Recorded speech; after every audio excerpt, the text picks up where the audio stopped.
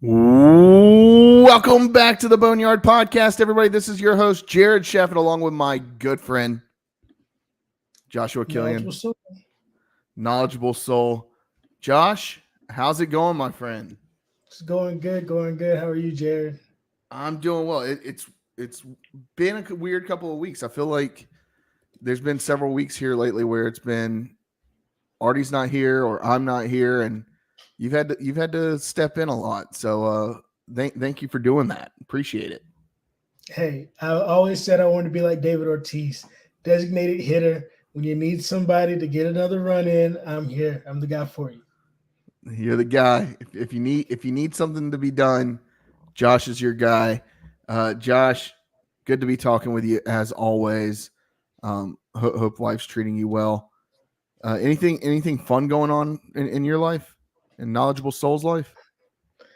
Just planning the honeymoon. I got my two. So the way we do trips is I get to do some sports stuff, and she gets to lead me in what she wants to lead me in. So I got my tickets for June 1st in Denver to see the Diamondbacks versus the Rockies. Love the Rockies. Go. Okay, but I've also got. That's not June 1st. That's like later on in June. But then I've got New York Mets at home against the Cincinnati Reds on July 31st. So, lots of fun, man. Awesome. Yeah, love to hear that.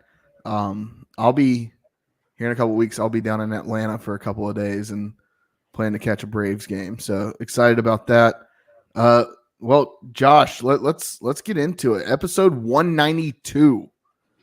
192. Anything that you got a number 92 for me? Come back to me. Because I think I have a couple to come back to me. Gotcha. Yeah, I'll start. I've got Evgeny Kuznetsov, Hurricanes legend. Now, granted, he's only played how many games has he played with Carolina? 17 games. He got traded at the deadline from Washington. Stanley Cup champ. Been to the All-Star game a couple of times. I mean, elite scorer in the league, and he's shown so far that, I mean, he's been able to produce wearing the red and black. So Evgeny Kuznetsov, he's the one. He does the Eagle celebration. He does that for his daughter every time he scores. So I used to hate him when he was on the Capitals. Now I love him, and I love everything he brings to the Hurricanes. Okay. One thing I've noticed, I don't really watch hockey, so I don't know anybody's number. But one thing I've noticed is that a lot of the good players have higher numbers. Yeah, a lot of guys go with numbers based off of their birth year. You see that a lot. Guys that have their, like Sidney Crosby, 1987. That's his birth year, so he wears number 87. And also, I mean, you gotta remember the greatest of all time, Wayne Gretzky, the great one, wore number 99. So you got Connor McDavid wearing 97.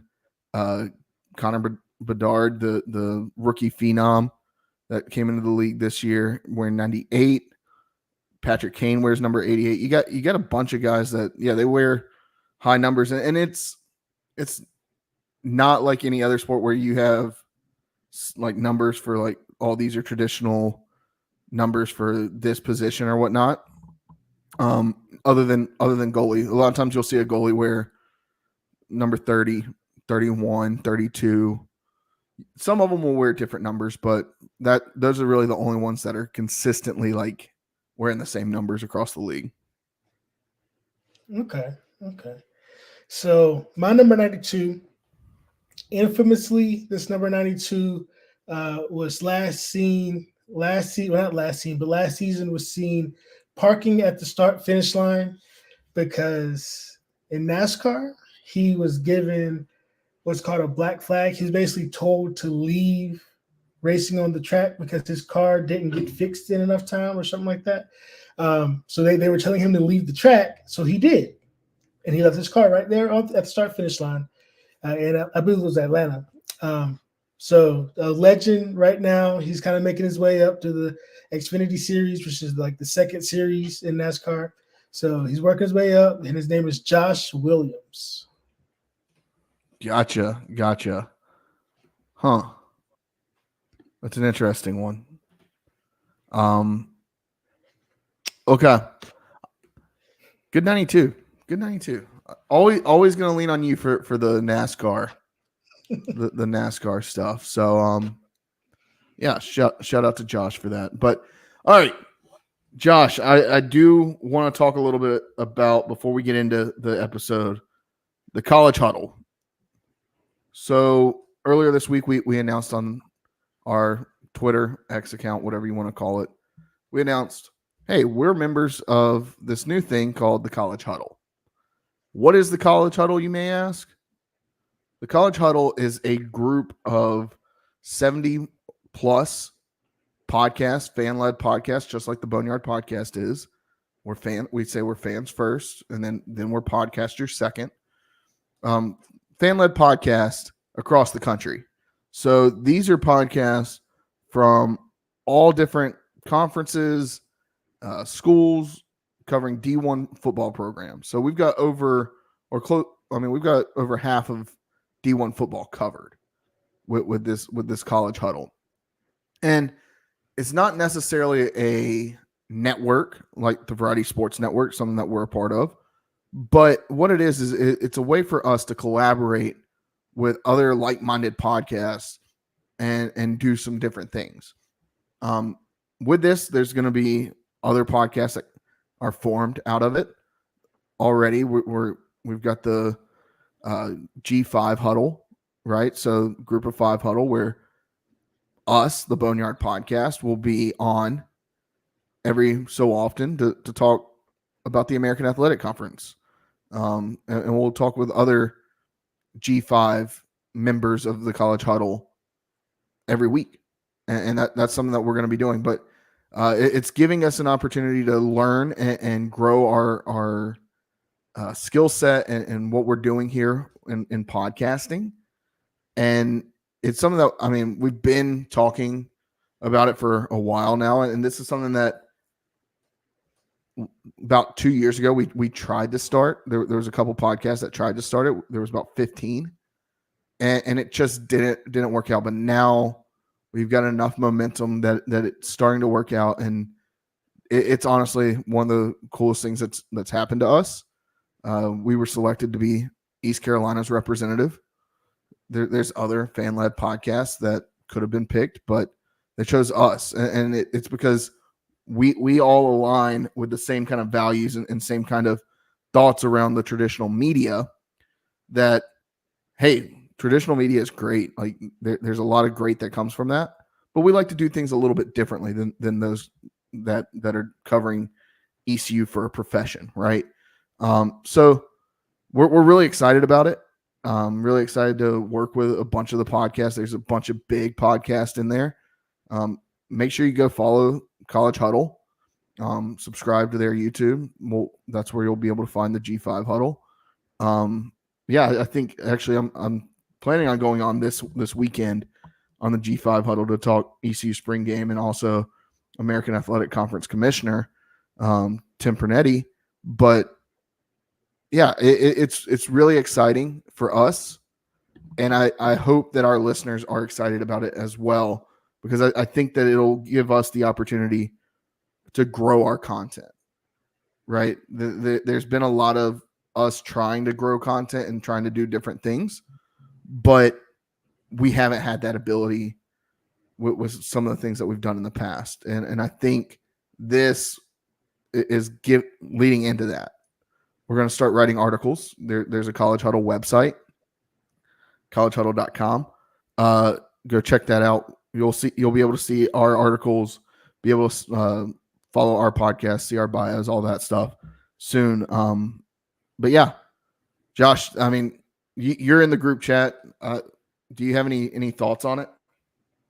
Yeah, I'm pretty active in the group chat too. And honestly, it's kind of weird because there's there's different types of group chats, right? Like some of them are just like putting the random meme or the random GIF in there, right?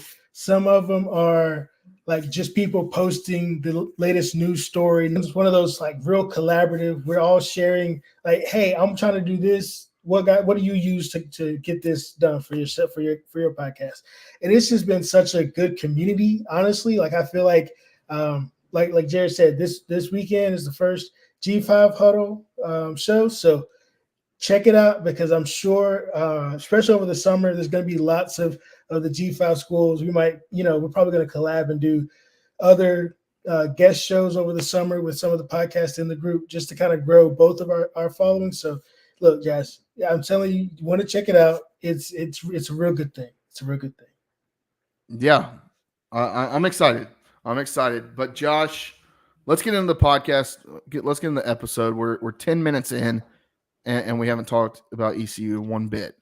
And we're still not going to start the podcast. We're gonna talk about the American Athletic Conference. Last week we talked about ECU or the American having their new commissioner for the conference, Tim Pernetti. Today he had his first press conference. Josh, what was your take from the things that he said in the press conference? Yeah, so I'm going to give a quick take on what our ECU Chancellor Rogers said, but before, which kind of teed up the Pernetti's speech. So Chancellor Rogers really talked about how there was an innovator, someone who had been in sports media and sports executive leadership. So like just kind of teeing up how all of the qualifications really went together for Tim Pernetti. And the one thing that I took away from Tim Pernetti is when he's talked about being innovative and being on the front edge of college sports in this new landscape, and it being about the student athletes. I think that's one of the biggest things that we on the Boneyard Podcast have really said is like, we love college sports, not because we love the finances or because we love just anything that's vain about college sports. We love college sports because we get to see those athletes. I mean, while we were at ECU, we were in classes with some of the athletes. Like it's about the human beings that come together and are able to do such an amazing things with their bodies and with their minds, for our enjoyment. And it's just, that's one of the things that Tim Pernetti realizes and understands. And as a commissioner of a conference that's trying to be one of the best conferences out there, one of the most desirable, has some of the best media contracts, I think he's really just the best fit. Yeah, I think it's exciting to see and hear what he has what his vision is, right? His vision is to change the game, to disrupt the game. And that's something that Mike Oresco has done, right? Like that's something that he did in his tenure. We give Mike Oresco a bunch of shit on the Boneyard Podcast, or at least I do. Maybe not everybody else, but he's wanting to continue being that disruptor in the college athletics landscape, right? And I think that's what's important and what's interesting, because we all know that the group of 5 conferences, and really at the end of the day, it's really the Sun Belt and the American are trying to needle their way into that conversation, right? Of hey, our top end teams can compete with anybody, and that's going to stay the same. That's going to still be the case. It's, can we continue to win with the TV rights? Can we continue to win where with the finances? Because that's going to be what really moves the needle down the line for the American and for the Sun Belt. So I'm excited about that. We talked a lot last week when we talked about Tim Pernetti, his ties with the Saudis and private equity. He even dropped that in his press conference today. Josh, I thought that was interesting. Your thoughts? Yeah, when he said the words private equity, I kind of I was kind of afraid for him because you can float that like the media can float that idea around as much as they want to. They can have their sources from whatever they want to when they talk about private equity coming into college sports, but we haven't seen it yet, and there hasn't been a leader of any institution or of a conference, especially to even say those words. And it's to me, it was kind of like him saying that and putting that out there is something that he recognizes he has ties to and he wants to leverage.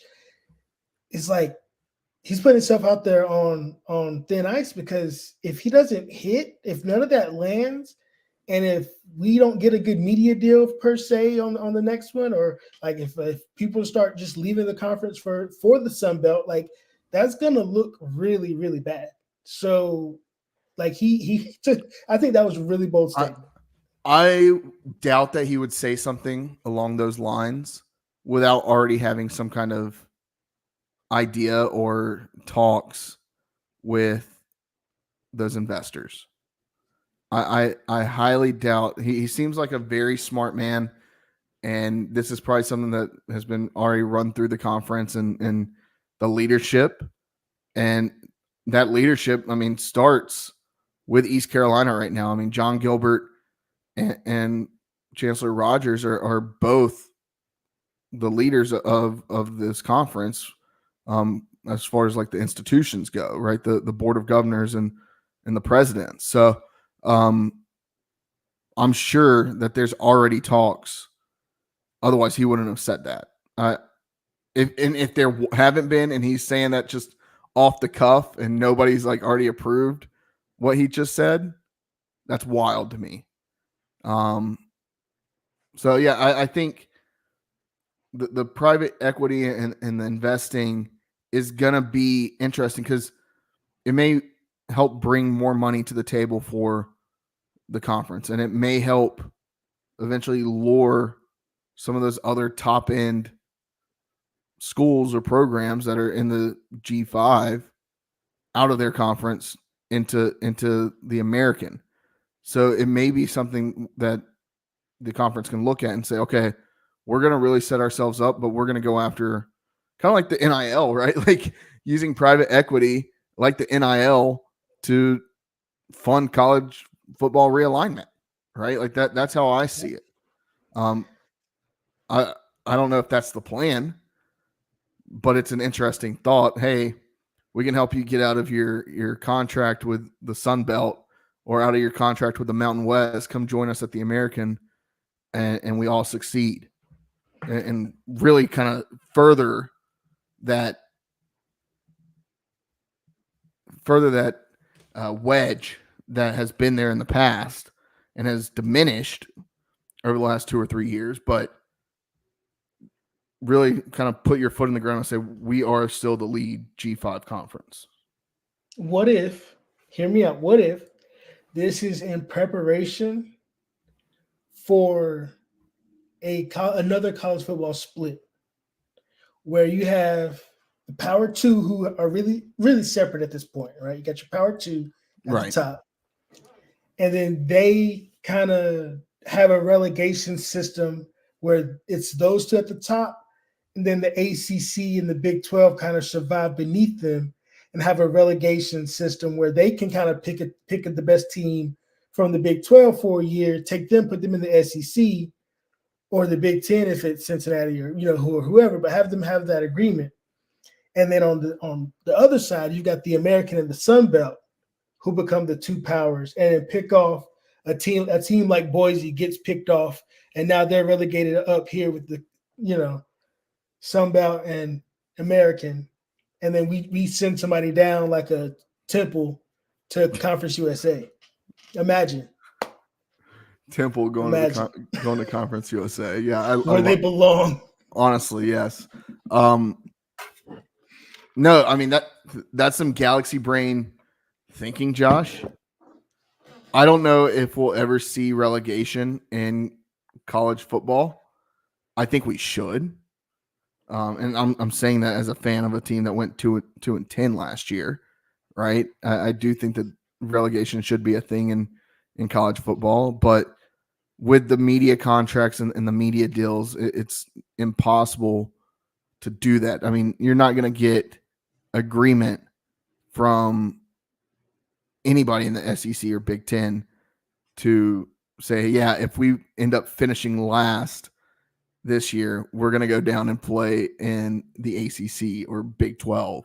They're not going to say that. And then the teams in the Big 12 are not going to say, oh, I'm willing to go the ACC. You're looking at like a Virginia.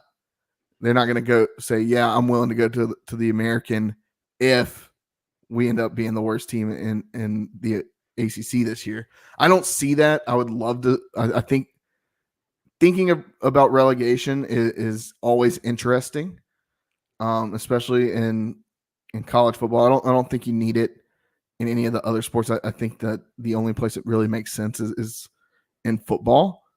But I do think that it would help. Now, I also think that there should be, maybe it's not a every year thing.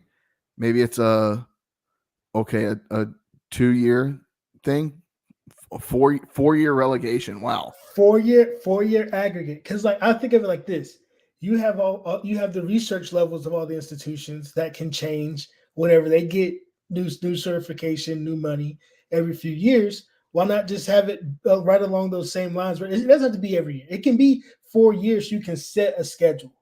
So that way you can say to a recruit or to a transfer, all right, next year we're playing this team, right?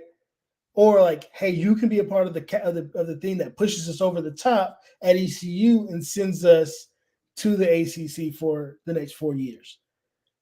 And then so-and-so can be the next guy that pushes us from, you know what I'm saying? So like kind of setting it up like that, and also making actual contracts for the transfer portal.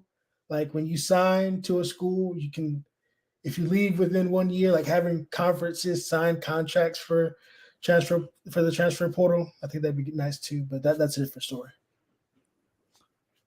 Josh, you are piquing my interest a lot on some of this. I've never thought about a contract for the transfer portal. I don't think there's a lot of things. These are all like idealistic situations, right?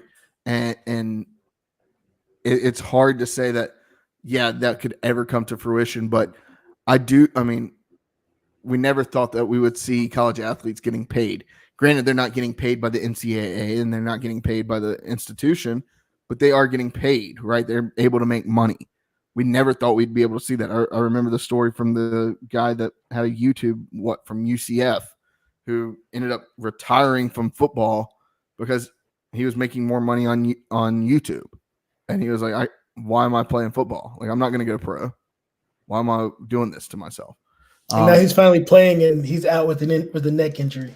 Yeah, so it's definitely interesting. I don't know if that's where Pernetti is going. I think he is going to try to set the American up that way when conference realignment comes again. There's a reason. Listen, there's a reason that it's not these schools pulling from the Sun Belt or Conference USA or the Mountain West or the MAC.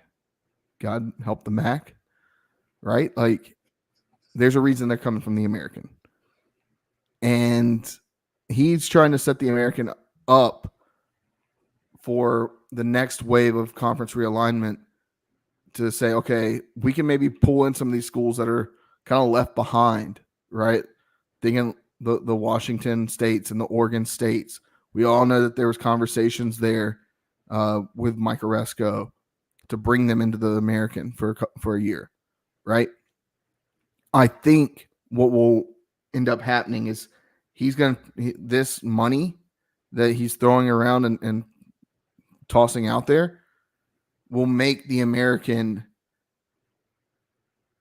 will hopefully help fill that void that's left out from the media rights deals. And it's going to help the schools kind of get funding and do what they need to do to be on that next level, to be above the Sun Belt, to be above Conference USA, and put a better product on the field. And I think that's what we're going to see. I'd be interested to see, like, one thought I had was, is there a way for a conference to set up an NIL collective for their conference?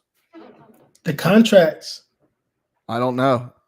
We need our lawyer on the podcast, Brandon Avery, to help us understand whether that's even a legality, right? But there's plenty of opportunity, and it is exciting to have a little bit of fresh mindset going in, and hopefully he doesn't have some beef with East Carolina University where he's paying off the refs with his private equity money to absolutely screw them each and every way, 7 ways to Sunday, because we all know that's what Mike Oresco was doing. If you say so, Jared. I don't know. The coincidences, Josh, the coincidences are there. It's hard to ignore them. It's hard to ignore them. Come on. Mike Oresco hated East Carolina for whatever reason. But all right. Anything else on Tim Pernetti? Anything else that stood out from the press conference? He loves New Jersey. Maybe he'll go get Rutgers. Maybe he'll bring his alma mater in. Yeah, I was about to say he played football at Rutgers. Was the athletic director at Rutgers. I don't think Rutgers would ever. Rutgers has the cushiest deal outside of maybe Vanderbilt being able to just be in the SEC and Big Ten. Outside of them, maybe Maryland in the Big Maryland's Ten. Definitely Yeah. poverty. And Georgia Tech. Well, Georgia Tech's in the ACC, but I don't even think they deserve to be there. Boston College in the ACC. Syracuse is okay every once in a while. West Virginia is decent, but I still don't think they belong in the Big 12. They still need to be a G5 school and have their power rival like we have with NC State, with them in Penn State. Them and that rivalry between West Virginia and Marshall. Yeah, like that should be a conference game. Yeah. Anyways, there's a lot to be excited about. We're gonna try to get Tim Pernetti on the podcast sometime soon. We've already started reaching out, so hopefully that'll come to fruition. I still swear that the conference has us blacklisted because of the things that I've said about Mike Oresco. That's on me, but we'll see what happens. All right, Josh, what's next on the docket? ECU athletics. All right, football. Spring game is this Saturday, 1:00. Going to be a little bit different feel to the spring game this year. We're going to actually have a true football format, right? Like we're going to see real football being played, not just the 1s and 2s on offense versus the 1s and 2s on defense. We're not going to see that. It's going to be a real game, real rosters, and playing special teams, all of that. Your thoughts, Josh, on the new spring game format or the revised spring game format? Yeah, honestly, I love it. I love that we're finally going back to regular football, regular scoring. I've never understood why we went away. I never understood why we did that. I will never understand, and I will never understand the scoring system. Like it was just, I don't know. I'm just glad that, because like for me, I watch spring games. I watch Alabama's game. I watch A-Day on ESPN. I watch G-Day on ESPN. I watch Florida. I watch all the spring games that I just love watching spring games. I love seeing the basics of a playbook. So just to finally be able to see that in real life again, see a mixture of players, not just the projected ones, because why would you hinder your number 2 guy and give him nothing but the number 4, 5, and 6 wide receivers. Like I just go very glad that we finally have a regular spring game. 15-minute quarters, running clock. Last 2 minutes will be under regulation style. So great setup. Yeah, it is a great setup. I'm really excited about it. I'm excited to be there. I'll be there this Saturday for the spring game and to really kind of see for the first time this newfound offense, right? Like this newly built offense. And you've got old pieces there, but you've also got a lot of new skill, a lot of speed. We talked about that a couple weeks ago. A lot of speed coming in. And also, I mean, you got some gunslingers and guys that were highly recruited at the quarterback position that are going to battle it out in the spring game. Now, Jeter is going to be the backup on both teams, but otherwise, it's the rosters are set. At least, did they ever tweet that back out? The rosters. Have no clue, but I'm using it. No, I think they did. I think they did. There may be a revision. I didn't go back on, but I believe they did retweet or repost the rosters. Yes, because Caden Hauser posted on a story. Gotcha. Yeah, man, that guy posts on his story more than anybody I know. I'm always getting notifications that he's posting on his story. All right, let's walk through the purple and gold teams real quick. Team gold quarterback Garcia is going to quarterback team gold, and then really like I was looking at it. I think just looking at it. Who's got the better wide receivers? That's really the question. Yeah, like who's really going to get to sling it?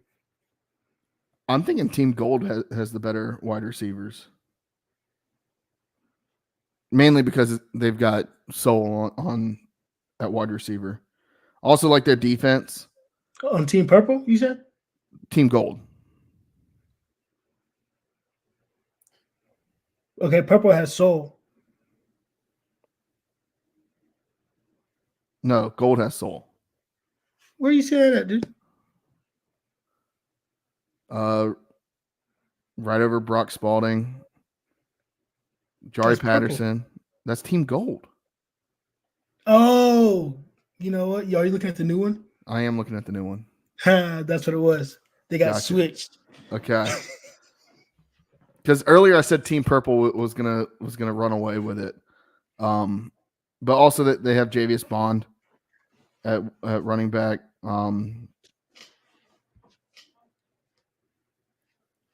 Yeah, also like that they have Tyler Savage at tight end.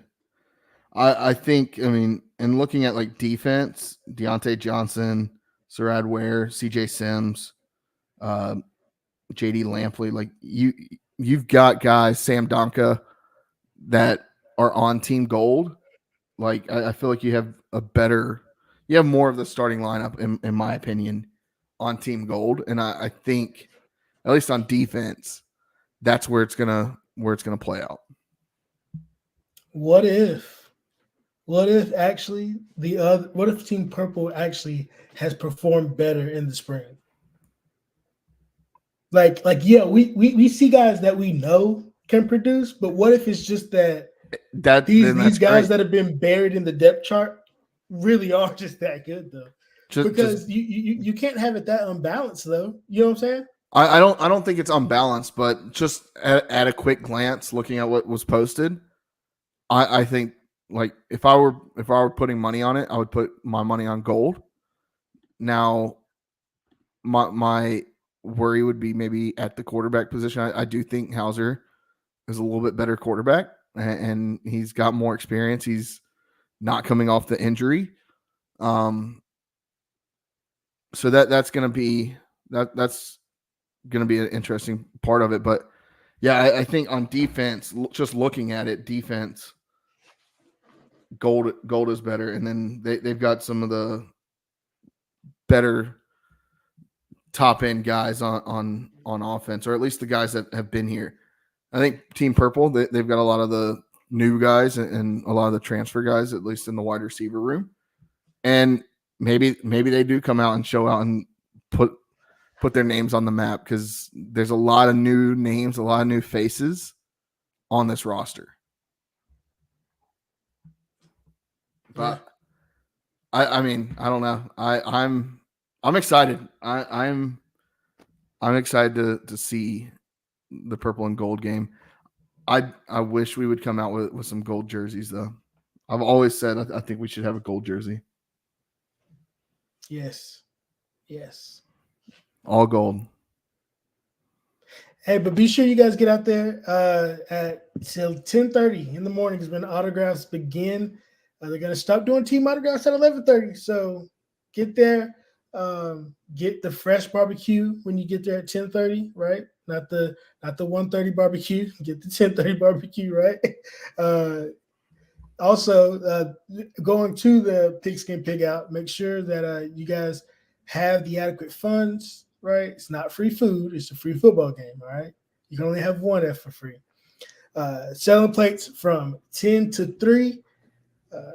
So just make sure that you guys get there and enjoy. And it is cashless. So it is cashless, yes. So keep that in mind, which if you're trying to go somewhere and not have a debit card or credit card in the year of our Lord 2024, what are you doing? You can walk the plank. Sorry, you can. But yeah, it's going to be exciting. If you see us, Josh, have you decided, are you going? Oh, I'm going. Okay. Well, if you see us, make sure to say hey. We promise we're not mean. Let's hang out. Let's have a day Saturday. I mean, you got football leading right into a big sold out game against Charlotte in baseball. We're gonna get to that here in a minute, but before that, I want to make an announcement for ECU women's basketball.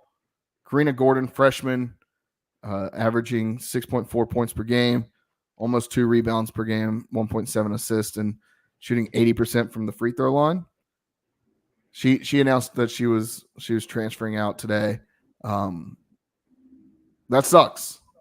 She was a bright spot on this team for the future, and seeing her leave is hard. But Josh, I want to caveat that by saying, hey, I don't think it's anything about Kim McNeil.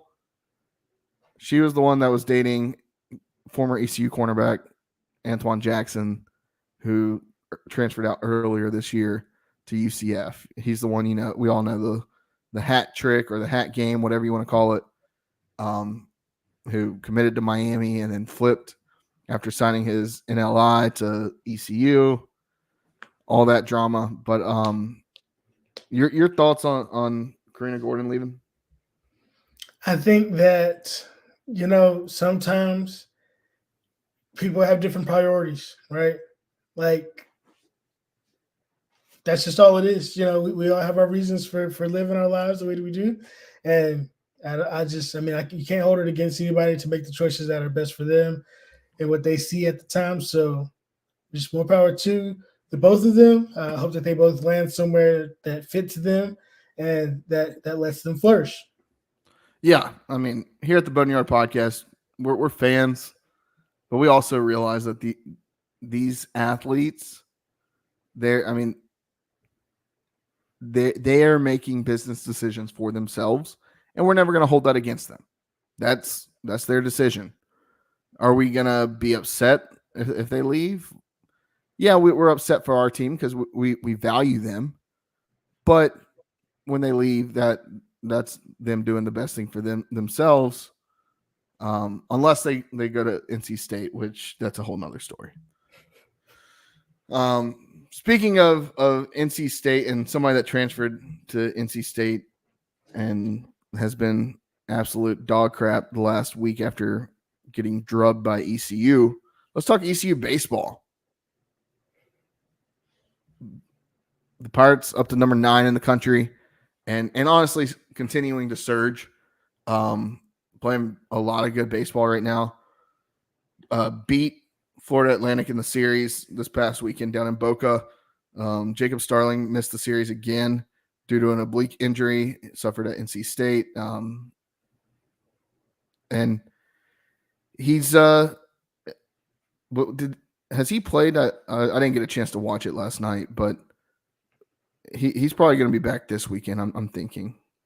Yeah, I'm thinking the goal is to get him back Friday. I'm not sure if he did play last night. I don't think so. I think the goal was to get him back on Friday. Honestly, I'd probably let him rest another week. Just make sure he gets his body back active, really bring him back slow so that he can really make that run into the I could see him getting maybe not getting the start on Friday or Saturday, but maybe getting an at bat here or there if ECU's up big. But you don't want to put him in a position where he's going to re-injure himself. He's a key part of this team, right? And ECU needs him down the stretch if they want to make that run to Omaha. And I think that I'm with you. I think maybe you leave him out this weekend unless kind of like a break glass if in case of an emergency, right? Like maybe that's when you use them. But that's really like the only thing about that's missing on this team is Jacob Starling. But they've weathered the storm and come out on top. I mean, they're sitting at 25-7. Earlier in the year, remember we had several games where we dropped 4 games in the span of 3 weeks, 2 weeks, and everybody was thinking the sky was falling. The sky isn't falling. ECU is playing still really good baseball. Yeah, you drop one to Florida Atlantic, but you're sitting in a good position to set yourself up to make a stretch run and make a run at a top 8 national seed in the college World Series or in the NCAA tournament. A lot of talk earlier in the season about ECU during the midweeks. Now ECU's won 6 straight midweek games. And, I mean, really, last night, I'll say it was a little bit closer than I would have liked. But to go out and have a combined no-hitter against Elon and absolutely drag them before sending them back on the road for another 2.5-hour bus ride, that was criminal.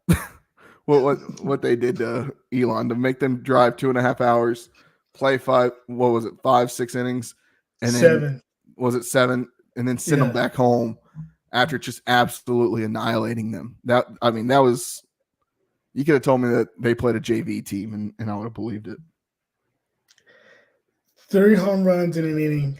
That's all I'm gonna say. Like you can't do that in Division I baseball. You aren't supposed to do that in Division I baseball.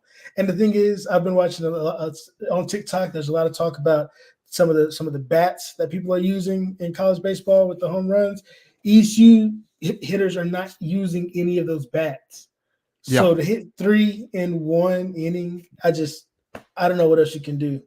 The bats are hot. The bats are hot. Need them to stay hot going into this weekend against Charlotte.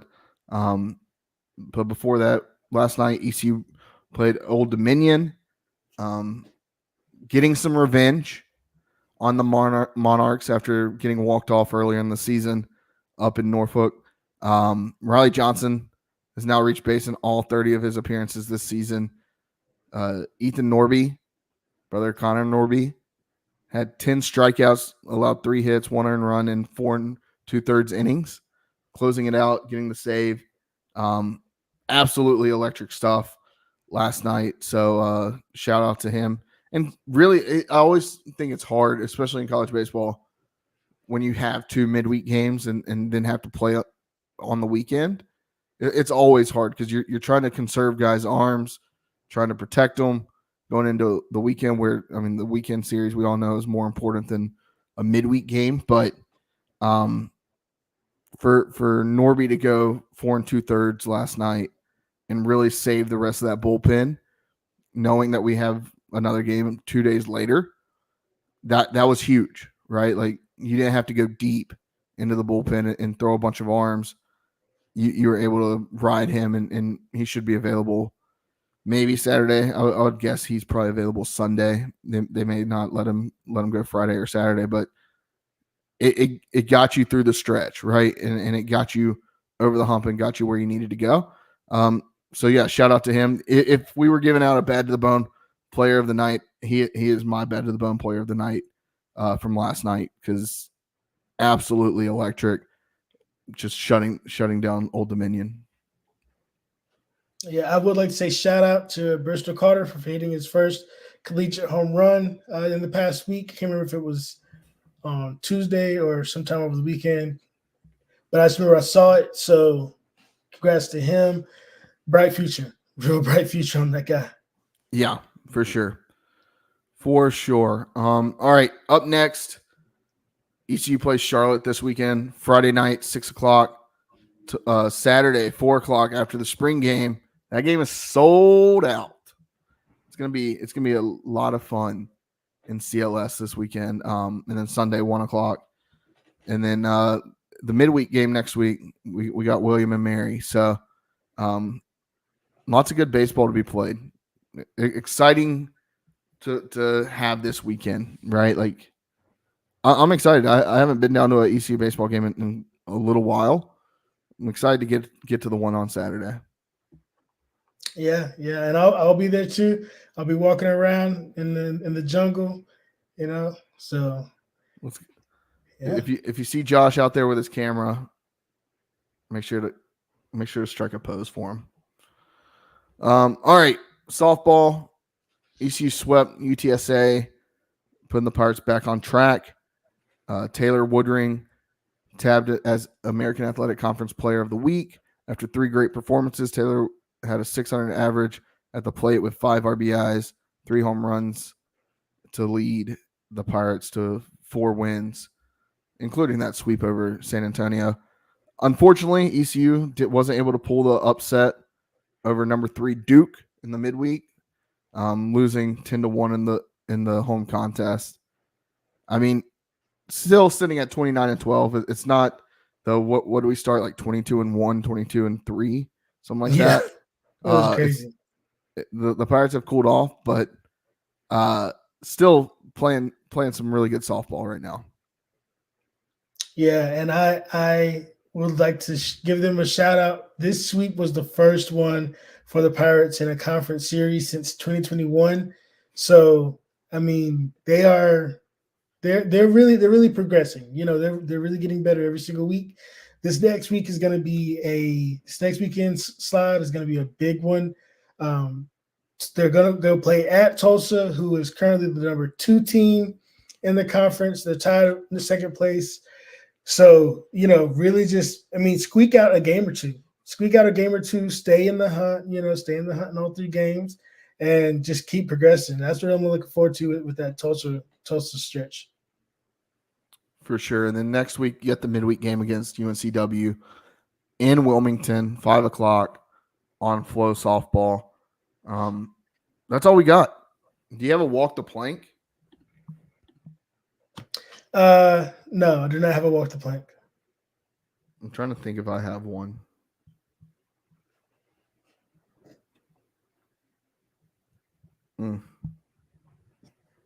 Oh, I can give you one.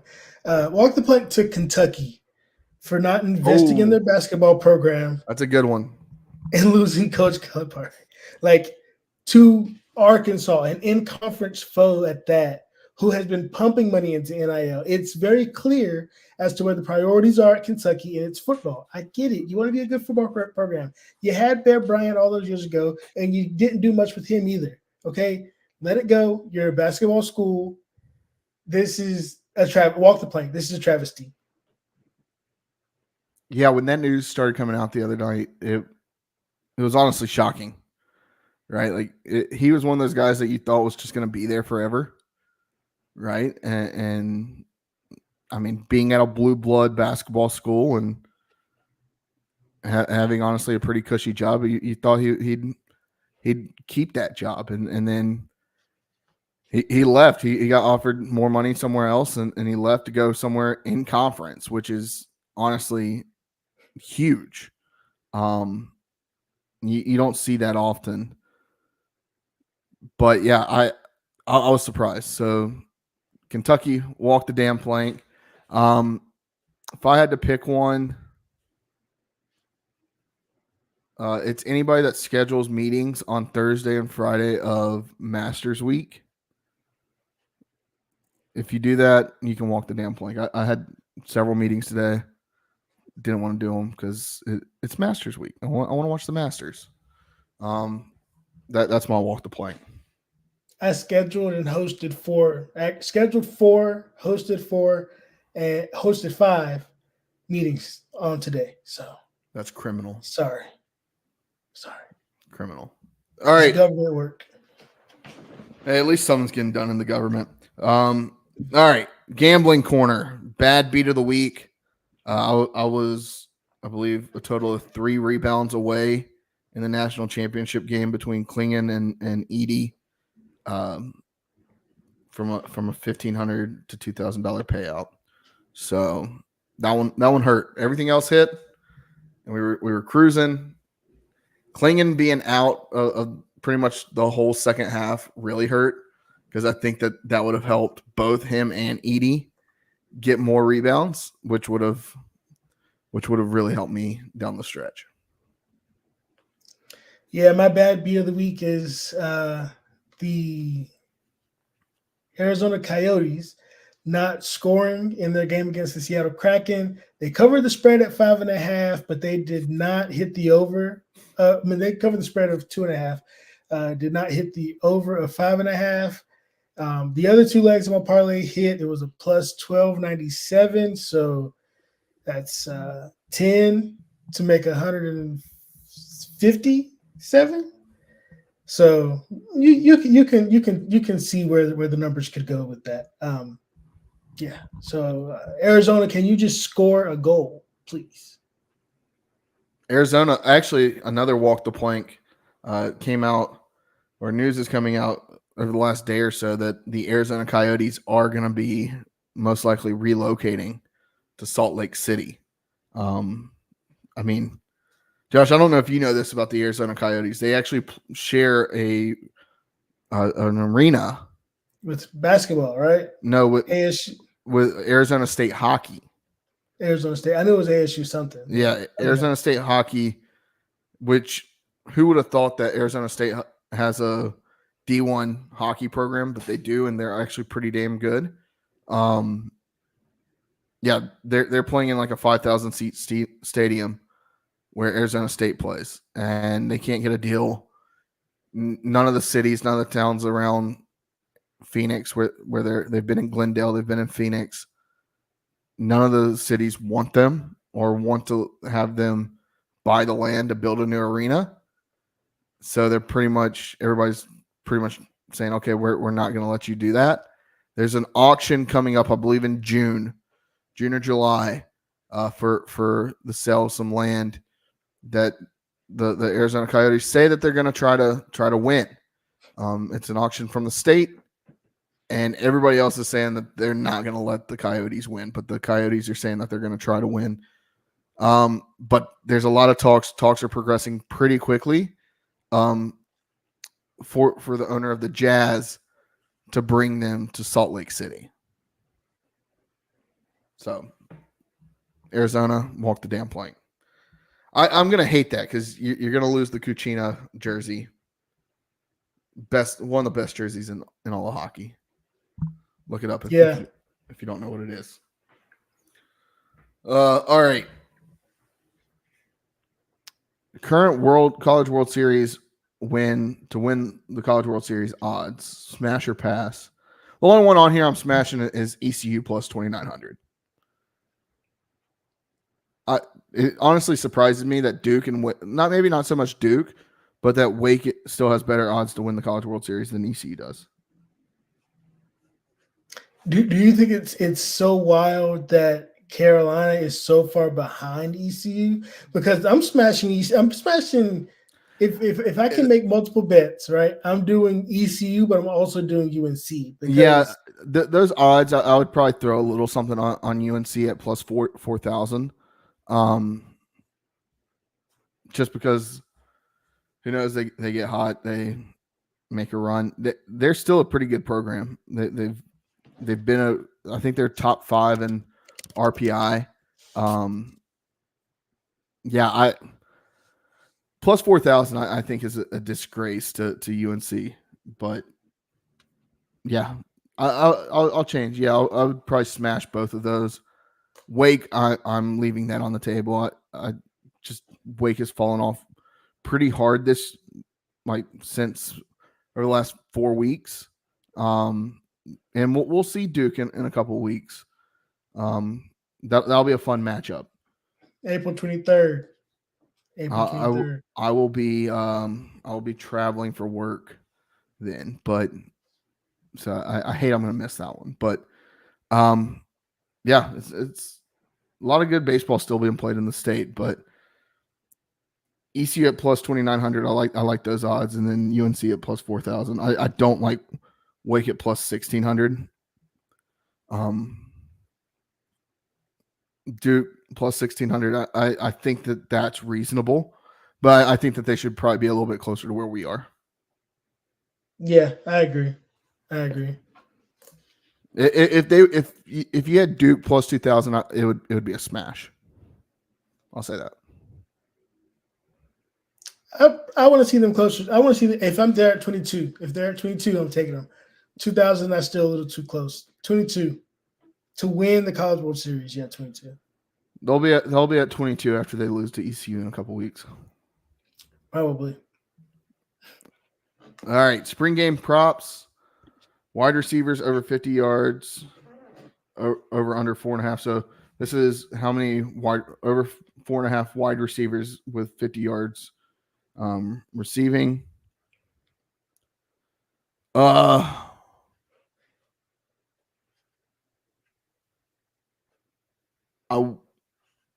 like where your head's at. I would maybe set this at 2.5, just for the running clock. But also, I think that these guys are going to make connections and stick with their guys since it's a true football format. It's not a glorified practice. So I'm going to say 2.5, and I would take 3. I would say over 2.5. Okay. I mean, I'm thinking we're gonna see some explosiveness. We're gonna see some busted coverages here and there, right? If we're really tackling to the ground, those extra yards from Omega Blake and Chase, I think I'm actually taking the over. I think 5 receivers could get over 50 yards receiving. Because I'm just thinking, I mean, if it's true, if Garcia has really made a good bond with one of his receivers, and if Hauser has 2, one busted coverage on both sides, it's easy. Yeah. Gotcha. Okay.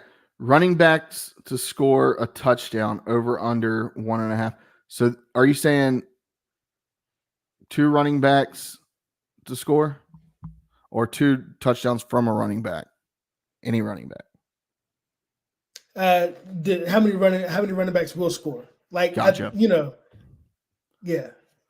Gotcha. Okay, I will say I'll take the over. I think Bond and Marlon Gunn both get into the end zone. I'm taking the over as well. I don't know which one of Gunn or